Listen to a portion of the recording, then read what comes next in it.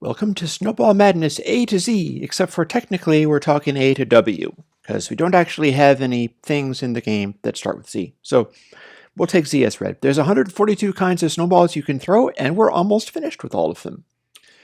W is the last one. So what we're going to do is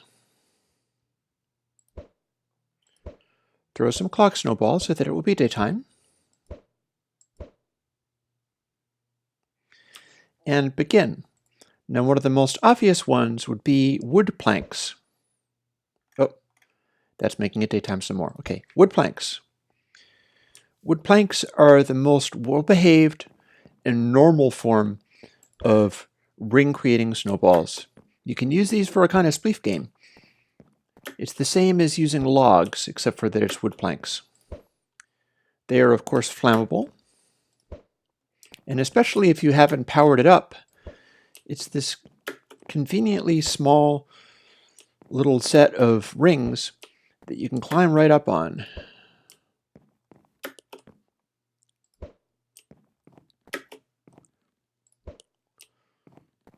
One thing to bear in mind, however, is that you will be clearing out blocks beneath you as you go. So as you climb higher and higher,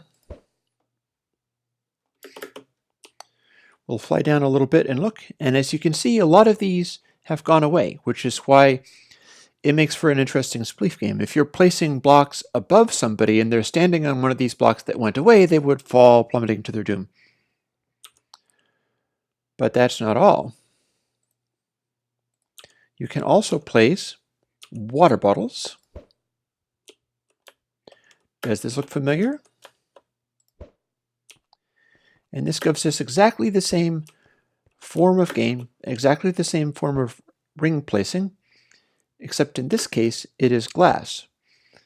And these will not delete the wood blocks, so you could come up with games to play involving different people using different types of ring placements, for instance.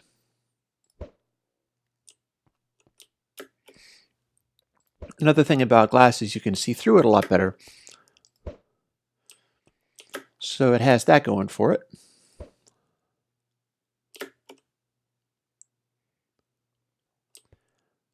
And voila. You make these funny structures in the sky, and that is the spleef quality of these things.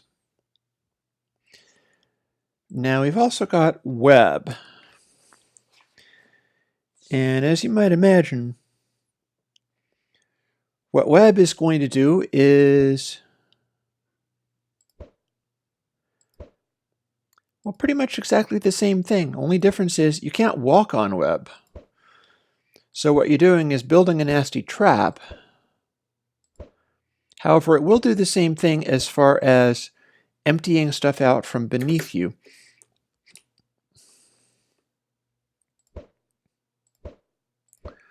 Also, web will collide with other web, so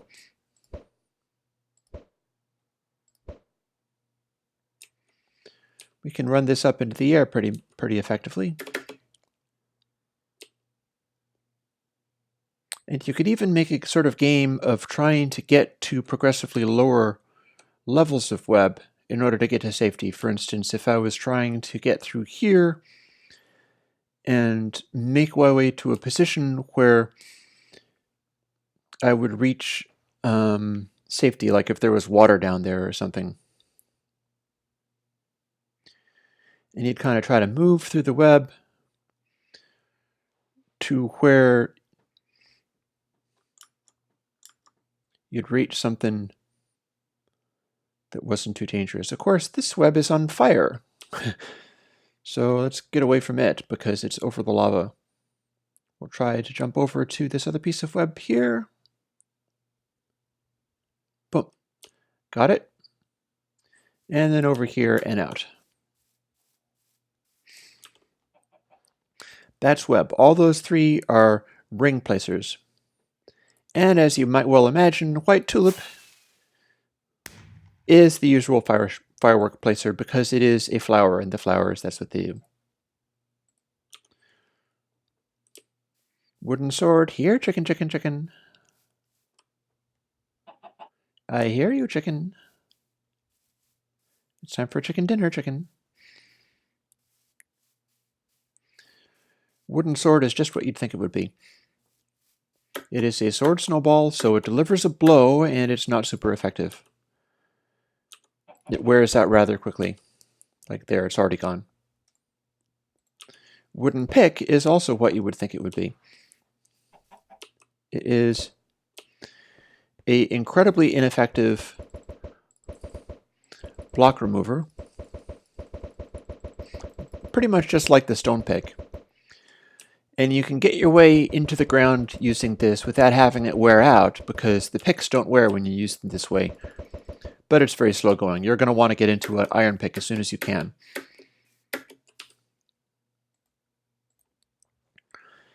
And lastly, that brings us to the potions. The potions are very interesting. For instance, here is a water-breathing potion. You may well guess, how would you end up water-breathing? Not by going over here, but imagine you're in this river area here, perhaps. There's the chicken. If you fired the water-breathing potion snowball, what you'd get is a glass sphere filled with air. Since the snowball falls through water, let's see what it does to this chicken. It will clear stuff out, and what that means is you can head out to ocean, which I believe is going to be over here.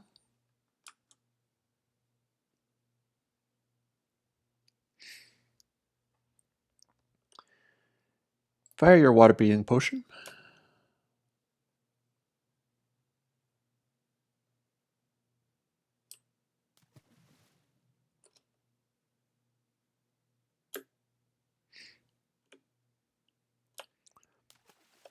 We're going to head down here and discover that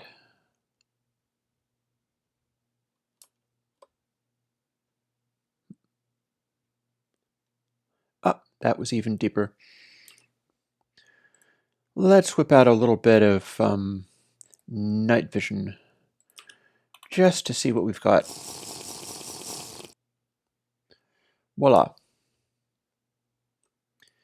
We've got the one aquatic base down here, and the other one's even lower.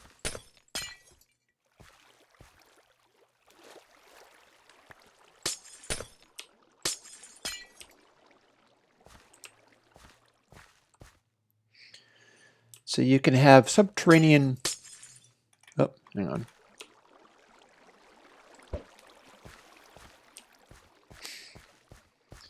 You can dig your way through the underwater this way, even if it's very, very deep indeed.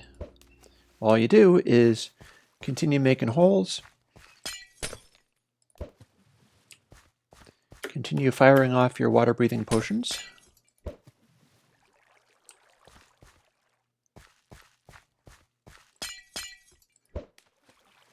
and you'll be making an aquatic base as easily as all that.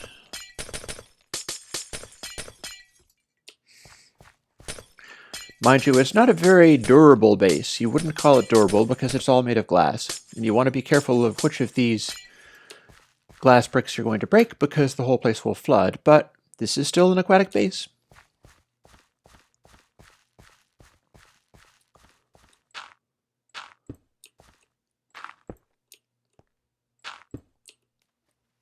Here, we'll swim back out of here and see what it looks like from the outside, or indeed from the surface.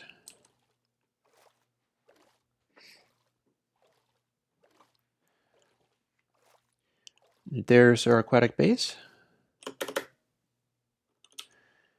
And clearly I'm going to have to drink a bucket of milk so that I can see what this really looks like.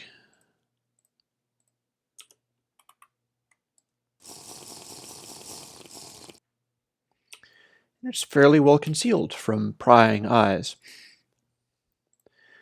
That's your water breathing. Now there's also the 2 weakness potions.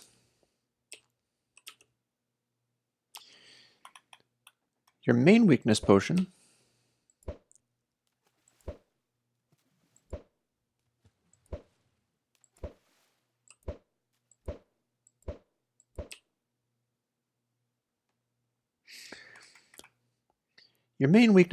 is a kind of weakness that has been demonstrated by famous fables. Well, I'll show you. Gold is your weakness. So your low-level weakness potion will produce a gold ball. It's gold on the outside, and it's gold ore on the inside. Power will increase the size, as always. So what could be a greater weakness than gold? Simple. Diamond. So if diamonds are your weakness, the weakness extended potion is the one that you'll want. It's diamond blocks and diamond ore on the inside.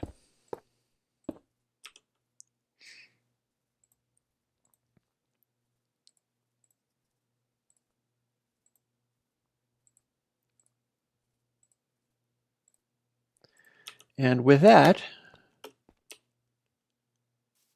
we have successfully completed Snowball Madness A2, well, W. Thank you very much. And we'll see you on the server. Now I'm going to explode this terrible, naughty stuff as best I can with double nether star TNT.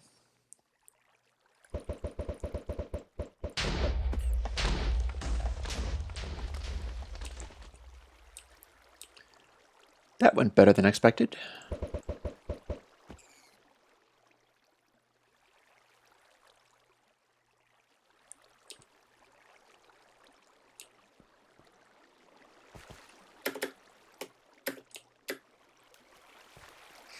Definitely kind of weird. A double nether star TNT is very, very powerful. It's not normally the sort of thing that you can just fire off and survive.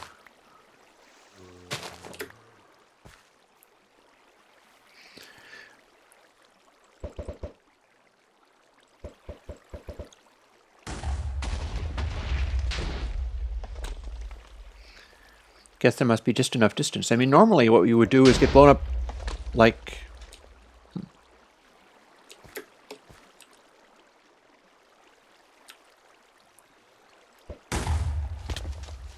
Well, that's different. No explosion damage? Really? We'll just see about that.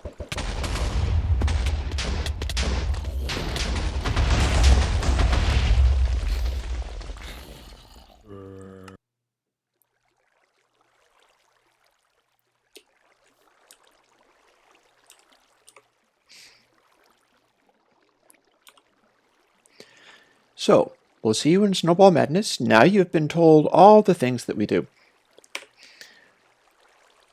And you can try to get those gold diamond blocks.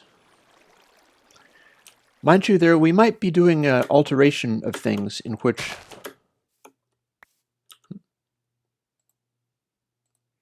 Hang on, I'll fire on some fireworks. Oh, these kinds of fireworks don't make fireworks. We may be evolving things, such as a game in which you can easily get ender chests and your ender chest contents are persistent, but the world respawns on a regular basis. There are a number of things that can be done. But this should give you a rough idea of the basic techniques for doing things in Snowball Madness. Ta-ta!